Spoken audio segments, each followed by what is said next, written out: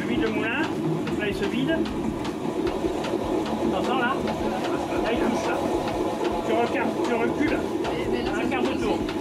On commence à entendre, là, être en limite de réglage, là, tu vois, regarde. Parce que là, on est presque au plus bas du réglage, tu vois, et on n'arrive pas à augmenter le débit. Michel, comment tu sais quel est le bon débit si t'as pas d'ampèremètre?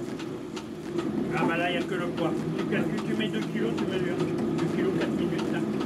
Là, si on regarde le bout de bois de la distribution, il commence à être bouffé, ce bout de bois. Là, le plus simple, souvent, quand ça commence à être bien bouffé, c'est qu'on prend ce bout de bois et on retourne dans l'autre sens.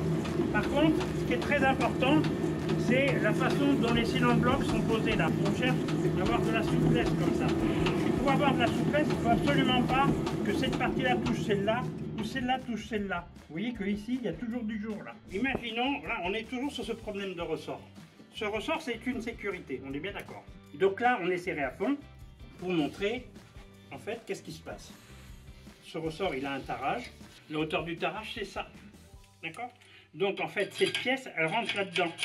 C'est ce qui permet à la pièce de s'échapper s'il y a un problème. Voilà, donc je resserre à fond.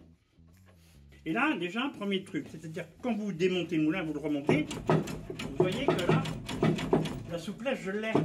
Ça coulisse parfaitement. Par contre, imaginez que je fais ça. Là, je dois être à mon réglage de contact maximum. Là, les pierres, elles touchent là. Et bien maintenant, je continue à serrer. Qu'est-ce qui se passe? Regardez là.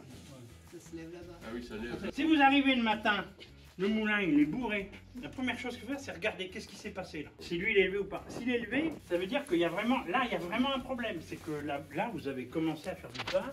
Là je suis à 24,5. Et donc, autant que possible, il faut que la ferme travaille pareil. Et là on est à 25, on a 0,5. C'est pas beaucoup. C'est pas beaucoup. Mais si je veux ramener à 25, il suffit que je desserre ici. Je desserre cet écrou-là, je le pousse en bas, celui-là, et automatiquement la ferme elle va remonter à 25, sans problème. Si j'avais à rhabiller ce moulin, si tu veux, quand je pars, je ne vais pas le mettre 25, je vais le régler à 25,5 à peu près, tu vois, parce que je sais qu'il va descendre.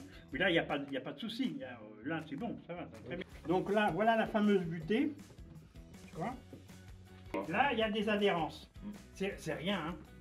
Ça, ces adhérences-là, elles limitent le jeu dans le carré. Donc, ça veut dire que s'il y a trop d'adhérence, on ne va plus avoir forcément bien la souplesse. Là, ça s'enlève tout seul. Voilà, nickel. On fait de l'anille, d'accord. Alors, on vérifie que l'anille, elle n'a pas bougé. Or, elle a bougé. Vous voyez